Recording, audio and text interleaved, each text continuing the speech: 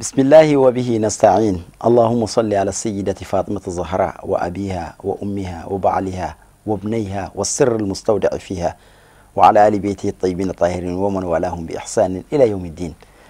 أما المشرف لا تيفي لا جبو أمبوفو نسلم يا كفولين. السلام عليكم ورحمة الله تعالى وبركاته. أنا جمكان حكم كنا لنو الدين بروي مي جمكان ناس كلنا شرف لا تيفي لا نبي هولي كذكر موما أنيكا كرمو بسم الله ولا سك بروك يعني ويدين كنا فني دولة bi ankileme ka ankramo ani ambalo musodo bismillah noy madam nyang so ma dugulin tetuni mate mimi yira maula kenen konnala anaye jemu kan dama wasi o wajul kala bafana do kabo kay jamiatan sardin konnala ankramo ani anga wajul kala ba no el hajbuna nyangi o furmuso dodo anabe na jika boroke dina kuno fundola ngayana anga do anga boroko na ami ankramo muso bismillah ka fa assalamu alaikum wa rahmatullahi ta'ala wa barakatuh. Wa alaikum assalam wa rahmatullahi ta'ala wa barakatuh. Sayda ni wati nuna ninkle da maina an kundale me muso ka donga wala me muso ka don rela ne 8 mars ya ni ko 8 mars o do 2000 dalo ni jema fe muso to la don sigata bi nyinantan ni kera ko ba do fana ani muso ka kunti je muso ka kunti aljina muso ka kunti no ala kira de muso no imam ali fur muso hasan ne husaini ba no fatimatu zahra ale fana ka bangli bena o watuma donc o yeka wala do di muso ma nyina ukanga uka kunti kan nyina ma nyini ka don sida nyin ngali folo fatimatu zahra re joy alhamdulillah rabbil alamin. Naam. اللهم صل على سيدنا محمد وعلى آل محمد وسلم. نعم. الحمد لله القائل إنما يريد الله ليذهب عنكم رجس أهل البيت ويطهركم تطهيرا. نعم. أما بعد فالسلام عليكم ورحمة الله تعالى وبركاته. وعليكم السلام ورحمة الله. أمبي ألفو كألا ولين مندو. نعم. أمبي ألفو كألا بركة. أمبي ألفو أكنيما ولا. Aye nema chaman kanye ninye ala bele badoye no ye kanimu so bayindi amma ambi ala fola katlaka bene aka domba udoye no ye samusa alhamdulillah nye sandama doke ninko in labenina amba ke nyon fe anye re hali salon alhamdulillah nye doke nyon fe anye wala ndaw do labe nyon fe nyinanta yafo chogo mi ani bi marsi do na nyona alhamdulillah komi kanyi ngali kera anga muso bayanga kola no Fatimatu Zahrawi aljina muso nyamo bakeni no ye Zahrawi Fatimatu Zahra ala kira de muso do Fatimatu Zahra ni ko iba alaje dambela anyoronte afam bela jelende waso yoroy Allahu akbar ni ye Zahra ta afam bela jelena ni ya ta na ayere fam felaye abba fam fe afam bela jelenye waso yoroy ale ala kira kisin nema baye ni ya ta fam fe afaya fam fe ala kira demsodo kira min sugandira ala fe ala ka danfɛ bela jelen ala ya ka danfɛ mi aye ma min sugandi ka kerengere ka cide ka nebi nyuma ye ka ke jon surnal domaga ye lahara no ye Mustafa ye no ye Muhammad ibn Abdullah sallallahu alaihi wasallam o de musudo o ye fembaye ka tlaka fuke jogo batigi ala ye che mi tanuna ka jogoy ka fo innaka la ala khuluqin azim o de musudo na'am no ya Mustafa de musoye ni yata abayan fanfe no ya Sayyida Khadija no ya Sayyida Khadija Khadijatul Kubra na'am abora musomina nyo fiyon ko fana yo waso yoray Allahu akbar Sahra oni ko kibata ita imana fan wo fan fetta ibetle be ko kumala Allahu akbar na'am Khadija bintu Khuwaylid da muso do no ya alakira furmuso foloy alakira ma muso wera fara muso minka aka nyanama ya kono o de Sayyida Fatima baye Allahu akbar o ya Khadijatul Kubra baye muso minya ka na folo ke ka dina kumabo muso minya aninke ka dina kumabo muso minya alakira demetuma mina aba akelena muso minya alakira bonyana fina o ba de Fatimatu Zahrawi o de Fatimatu Zahra baye no ya Khadijatu al-Kubra Allahu akbar na'am muso folo min li man yara alakira la o de Sayida Khadija o de Fatimatu Zahra baye muso folo folo mi ye alakira ka cidenya a cira wati mina mo folo folo mi nya me atlola o ye amba Khadija no ye Fatimatu Zahra baye Allahu akbar na'am muso mi ye alakira hakili sigi wati mina ni ci na akera cidenye wati min ni wahyi dirama mo folo folo min kera ka hakili sigi o de Sayida Fatimatu Zahra baye nyo de fiyen ko afambela jelenye waso yoray Allahu akbar na'am ni te Fatima do halisa Sayyidina Ali furmuso do na'am Ali bi ni ma faamu mo min do Sayyidina Ali furmuso do na'am ala kiral kallamolde no e Sayyidina Ali yeken Sayyidina Ali furmuso do Sayyidina Ali mi ala kira kama yalma eta fe e ka kenne yoro ina fo Musa ni Haruna tumbe chogomi fo dron ne bi nyuma werati na ne kofe na'am o furmuso do Ali bin Imam Fatima don Al Hassan wal Hussein bolubado al jinne deun ulu kanyemo goba al jinne funangenu kanyemo goba no ya Al Hassan wal Hussein ye ulu bolubado na'am Sayida Fatimatu Zahra ni ko kiba fe ka don abe doni ayere nya afade fiye ka ba fiye ka den fiye ka furuce fiye ayera ye joni na'am ale mo minye ma dogonente نعم فاطمة الزهراء على كرا كاما بضعة مني يسرني ما يسرها الله أكبر نعم على كرا كو فاطمة الزهراء يندو ينفر سوكو دودو ندو دي فاطمة الزهراء من بفاطمة الزهراء ولا نسوديا وبنكرا نسوديا وبايرا من بعد دمي وبكرا فانا لديم وبكرا ديم الله أكبر نعم ala kira Fatimatu Zahra de halisa yenyi nga ko Fatimatu Zahra ye joni ale de ye musoye ala kira ko kisin nema baye idha ishtaqtu ila thimar aljanna qabbaltu Fatima Allahu akbar na'am koni aljina yiridon konna sumatum negebe alila na anyana fim be alila ale bi feka aljina yiridon suma data ko ale tumbe Fatimatu Zahra usumsum Allahu akbar Allahu akbar aljina de on kanye mo ba keni aljina muso kanye mo ba o de Fatimatu Zahra Allahu akbar na'am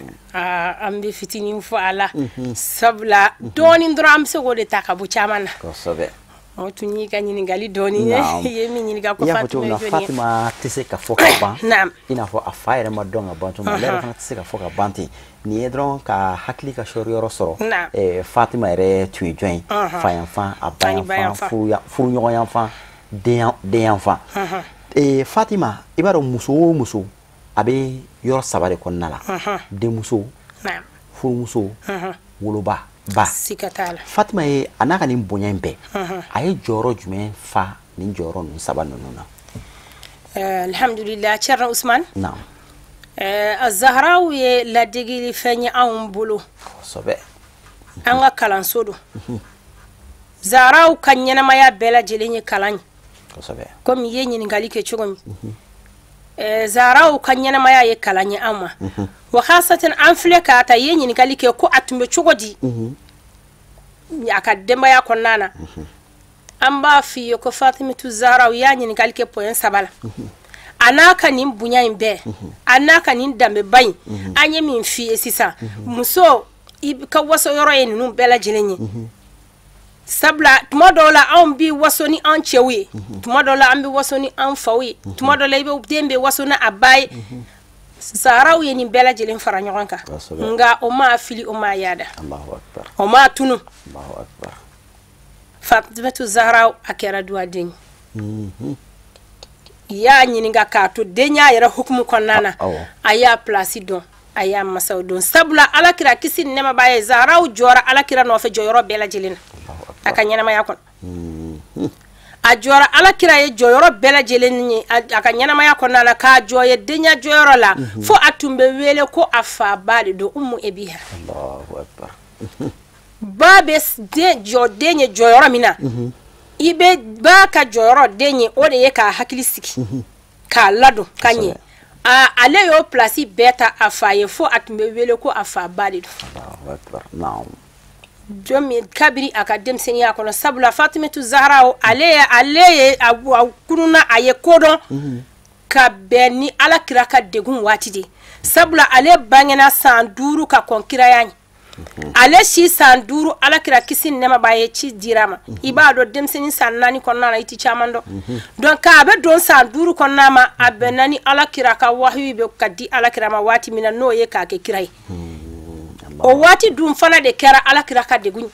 ko sobe sabula ala kira ya shi bela jelen ke maga ama degun soro sabula ama dametinye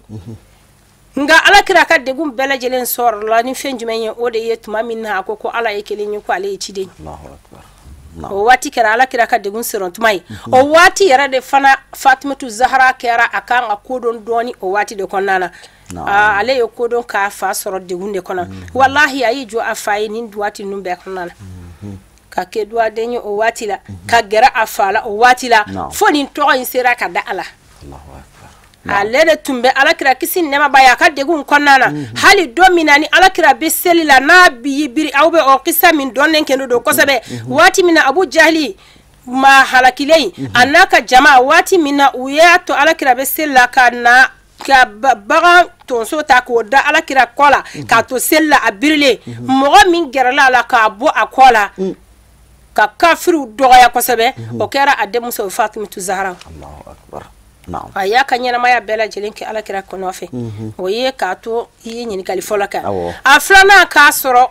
ka ke dutigi wati mina furu musulama na'am afuru musulama aya joyara minta Sayyidina Ali ninye walanda neni muso bela neni furu muso bela jelinyi ninye walanda neni furu muso yi kasobe akani valeur bain mato akanyina ko ayo furumuso yi aka dambe mato akanyina ko furumuso de yayi aka joyoro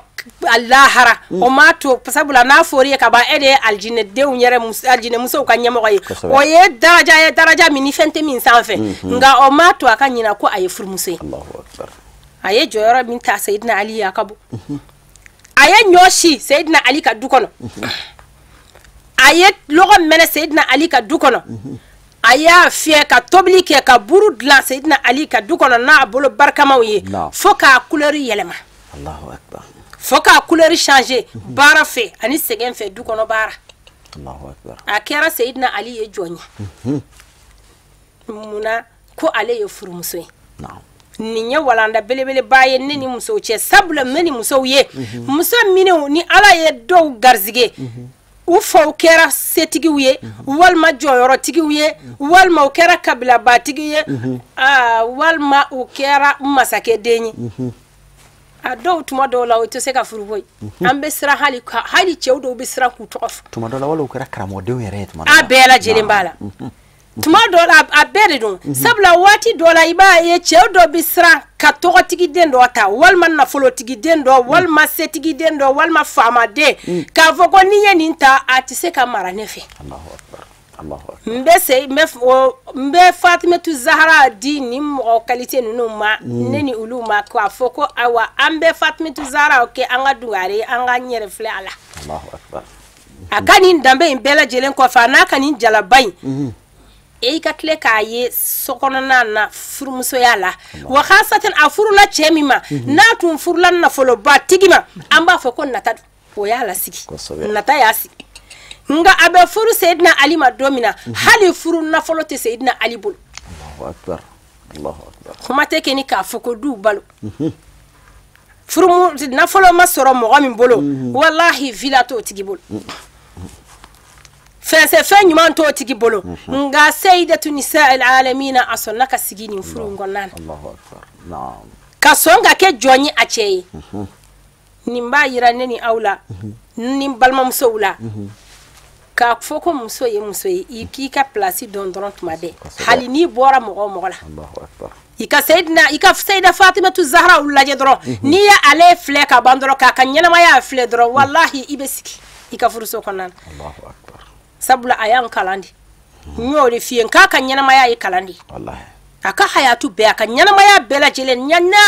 fanwo fanta ambi kala ansi bela jelen konan wala niye aka kalanso doye ka to furuso konana ko sabe a ye denw sɔrɔ k'a to furu kɔnɔ ka denw lamɔ ka sin di den ma a m'a fɔ ko ne i n'a fɔ an caman b'a fɔ cogo min an balimamusow bɛ yen bi minnu yɛrɛ k'a ye civilisation sera degré dɔ ma yɛrɛ sin tɛ se ka di den ma anw fɛ dɔw ko k'a b'u sin bi k'olu t'u yɛrɛ kɔrɔ dɔw ko cɛ ma i b'i débrouiller i den na sa n'i sera ka nɔnɔ sa ye k'a balo n'a ye o de don n'i ma se i ka ko b'i bolo Zahra u y'a ka cɛlasigi a y'a minɛn fa k'a denw lamɔ k'u ladon sabula ale yɛrɛ bɔra lamɔ yɔrɔ ɲuman na n'o ye Khadijatu denmuso ye Seyidi Kɔnɛni den ye wala an bɛɛ lajɛlen kan ka kalan kɛ Zahra nin ye kalan dɔ ye ne ni aw ni khasatan ne ni n balimamusow k'a ye dɔrɔn ko n bɔra maa ba la wala n bɔra setigi ba la walima n bɔra faama ba la walima n bɔra karamɔgɔ ba la o man ka ne ni tɔw aw fili tuma min na an ye Zahraw ka hayatu lajɛ an tun bɛ se k'a ta Fatimatu Zahraw ta a ka danbe dɔrɔn k'a ta o la ka don bɛɛ b'a la wallahi hali an ka Europe kɔnɔna na an tɛ se k'a ka danbe bɛɛ fɔ a la k'a ban nka n'i y'a ye an farala nin ye dɔrɔn o de ye k'a ta an kan ka mun de ta a jigow la ni k'a kalan k'a ladege i tɛ se ka mɔgɔ ladege a danbe la i tɛ se k'a ladege a ka cɛɲa la i tɛ se k'a dege a ka fɛn caman na nka a jigow la i bɛ se ka caman ta a la o kama an ye nin ta pour que an ka se k'a ladege nin ye walanda ye ne ni n balimamusow cɛ an ye fitinin min ta o yɔrɔ in na a ka ɲɛnamaya kɔnɔna na a ye jɔyɔrɔ ta a fa ye ka jɔyɔrɔ ta a cɛ ye ka jɔyɔrɔ ta a balimaw ye o bɛɛ lajɛlen na kana ɲina Zahra u ye jɔyɔrɔ ta a ma ɲina a ka diinɛ fana kɔ Allahu akbar a ma ɲina a ka diinɛ kɔ a ma ye ko ale a fɔra ko aljinɛ musow ka ɲɛmɔgɔba don wallahi a m'o titiri ta k'a da ka sunɔgɔ Zahraw ka nin danbe a n'a ka nin titiriba in bɛɛ lajɛlen kɔfɛ a sira alabato la ka jɔ fɔ k'a sen funu ala ye a m'a ye ko ne fa de ye lahara surunali donbaga ye dɛ ale de bɛ buna hadamadenw surunali don kiyama hali ni anw dara ka sunɔgɔ ye anw garantira la Zahraw ma a m'o ta a yɛrɛ de wulila a yɛrɛ ye ka wuli ala ye ka ala ɲini a sɛbɛ la k'a fɔ ko n fa ye kira ye o tɛ dɛ ale ye ala ɲini de a sɛbɛ la ne ni aw an balimamusow silamɛw Zahraw mun garantira ala fɛ ala kira ko kisi nɛma b'a ye ko aljinɛ musow ka ɲɛmɔgɔba de y'a ye a denw ye aljinɛ funakɛw ka ɲɛmɔgɔw ye mais o bɛɛ lajɛlen na Zahra wallahi a y'a yɛrɛ di ala ma ka ala ɲini sɛbɛ la ne ni aw an ka alabato bɛ cogo di n balimamuso an ka yɛrɛ vérifier an ka yɛrɛ filɛ o yɔrɔ la ka Zahraw ka nin bonyaba in bɛɛ filɛ a tilala a ma d'aw ma ka ala ɲini yɛrɛ de a m'a fɔ ko n fa a m'a fɔ n denw a m'a fɔ n cɛ a ko a yɛrɛ bɛ se ka min kɛ ala ye a y'o k'a ye an yɛrɛ fana an b'an yɛrɛ filɛ o yɔrɔ la n bɛ ka walanda fɛn fɛn ta bi an bɛ fɛ ka kalan dɔ de ta Zahraw la an bɛ fɛ ka kalan dɔ de ta Zahraw la wala n bɛ min fɔ ne ni n balimamusow ye an minɛw ma garanti fɔlɔ daga sunɔgɔ ti anw ye anw kan ka ala ɲini sɛbɛ la kosɛbɛ anw kan ka ala ɲini an bɛ Alahu taala deli ala ka an bɛɛ lajɛlen garanti naam amin ya rabbal alamin Zahraw ka baro ka di kojugu a tɛ nɛgɛ bɔ mɔgɔ la wa maa si tɛ décourager a lamɛnni fana na an ka baara ni waati n'a cogoya waati labaaraw de don waati n'a cogoya kama dakuruɲa laban jumɛn b'i bolo ka ni ka dugawu kɛ ani an filɛbagaw ye alhamdulillah rabbil alamin i n'a fɔ karamɔgɔ Usman Seyida Fatima ka walanda an tun bɛ se ka kuma caman kan mais comme i yɛrɛ y'a fɔ cogo min waati ko don an bɛ ala fo halisa ka ala waleɲuman dɔ ka barikada ka tila k'an ka sababu ɲumanw fo k'a ye ko nin waati in na ni nin waati ninnu sera a ka dɔn ko waati dɔ sera ko ala kira denmuso dɔ ka bangeli waati sera walima ala kira somɔgɔw u ka dɔn sera k'o kɛrɛnkɛrɛn k'o bonya k'o kɛ koba ye Mali kɔnɔ yan bi an ka sababu ɲuman an ti ɲinɛ a kɔ hali n'a tun bɛ kɛ Mali la yan ni mɔgɔ dɔw tun b'a kɛ mais k'a bonya k'a kɛ valeur la bi k'a dɔn dunan bɛɛ kɔnɔ ko koba dɔ kɛra a sababu ye cɛ min ye o ye Cheikh Sherif Usman Madani Haidara an b'a fo k'a waleɲuman dɔn k'a ɲini setigi ala fɛ ala ka nin bɛɛ lajɛlen fara a ka aljinɛsow kan kiyama amin amin amin sabula an ga do ko ni dombaw do be en bi ko alil beitu ka do do be ko fete ko bunya muso ka bo ka kuma ala duna ka bo kala ko kodo kera a sababu ye nin ceba yin ambe duwa kai ya rabbi ala ka barka do aka demba yala amin ya rabbal ka tla ka foli ke a furu muso ye ulu munun fanani domba nunu a femfe ala kira somo ka ta sayyidina ali la fo ka sa hasan ni husainu ka doma a bela jele an katanti unanga an baw munu be yeno u bela jele ne domba do ta ka feti u ka finance ku jona e ku kan na folo do adafe ambu fo ka do ku ye wa khasaten ka kerengarala ambe bi domina noye amba Fatmata Traoré ni Seyda Fatmatu Zahra ka dombe ale de bolo ale de ba nyenema ale de ba labe on ke ka financement beke ambe duwa kai ka nyini setigi ala fe ala ka barka do ka demba yawla ala ka hera ku ye inshallah ala ka anu je fo aljina kono amin amin amin ni anga folie ambe la me bagaw bela jilin fo ka ere fo ka shirif la tele mo bela jilin fo ka duwa ku ye ala ka to san chama anaw ka je ka ni do nunu fete nyon fe ko ke kira na sumo kama salli ala Muhammad sallallahu alaihi wa sallam ambalo muso ni ankara mo bora ka foto na Fatmatu Zahra ye kalanro de université de do bela jile mi ka walanda ta konnala angu nyina Fatmatu Zahra ka bangeli ani muso tokola dum bena no 8 mars muso kanga walanda ta Fatmatu Zahra la ina fa ambalo muso bora ka foto mina Fatima ankara mo bora ka fi en tant que deux muso ay joro mi fa a furu muso lama ay joro mi ta a wolo balama ay joro mita muso bi ni étape nunu ne konnala nga ka teme o bela jelena 8 mars don anga jamana nun kono ananga jien jamana o bela jelena ma adon shomili no muso ti barake muso barake la fenfe be munu be ta barake olu bela jeme bara jodo bebi iko kije ki pare kam ta 8 mars ke yoro la mene ba emil la beneno be ka ta 8 mars ke yoro la I balma muso wala I de muso min fili kofe so iyo ke chodi mimi ni ki ga sokono bara mimi ki deme I ga chela sigi bara la amba fo muno ko barakela I ga sokono barakela o bi bolo chodi e ko len jelen fili e ka ta 8 mars o fana te muso do di e mata service la odo yala e fana yo la lafiya I ka sokono odo est ce que yo o do ka 8 mars la mais fait ka Fatima ni aka jomuso ni chela la jomuso not mis Fatima bolo ko fidda Fatima ni fidda to me gafale uni nyonche ina fo muso damarama munu me chekelen ku be gafale uni nyonche tuna Fatima naka jomuso to me gafale anaka jomuso ni nyonche ti sigatala aka bunya sera fo ka seni niveau la na le cliff la ka tobli la abe o la kala aboka wala na doma o cliff la obi lafi optaka wala na kala subhanallah ni obe gala cliff la na le be don sokono ale ba ka ala bato ke na ho dasra ka ala bato ko matuna musu aka barakela tora abula ka jomu ale da tunde barakedi ale tuya ka jomu so di fo e qur'an drusi abulo subhanallah fidda e qur'an drusi sidda Fatima wolo an islamawi an ko kan islame musowi an kan walanda ta Fatima la sigatalo ni nyoro nunu bela jele jorowe an kan munuta amma nga so do de no tonyo lenga kambulo ko to ko barakedi amma nga so do tonyo lenga ke amulo ko to ko ni wala ni Fatima ka kuma ka can atse ka foga ba ambe amba na ambalo muso foga wala ni mana ay wala na fama min di amma anti sege anti ina ambe segi tuguni ka ambalo muso fana fo no yi madam Haidara Fatima Traoré alemi ani maoma be ni kene nyonsi akele ndrote maoma be Fatima Zahra tola kene sigi ibara tola kene meski jien fantani nani kene ina jamana in kono ate tola dum meski jamana in fantani nani ame atan Fatmata krenkere yano ka foli ke ka faye ko aka doini ko ala ka sancha manirana anyo fanga jemukando la nyina kado ka chaya ko sobe nyina 8 mars ni Fatma Zahra ka do bena sa kado mbe di Fatma to ma on amuni Zahra o faw yaare fana banga kado fa nyina Allah taala la ka sancha manirana ambe segi fo ki wala nyumano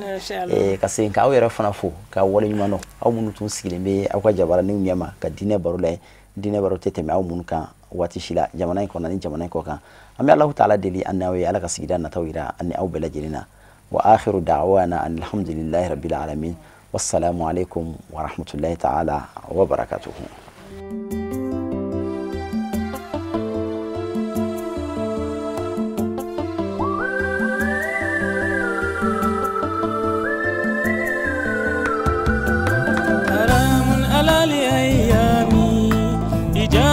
مثلي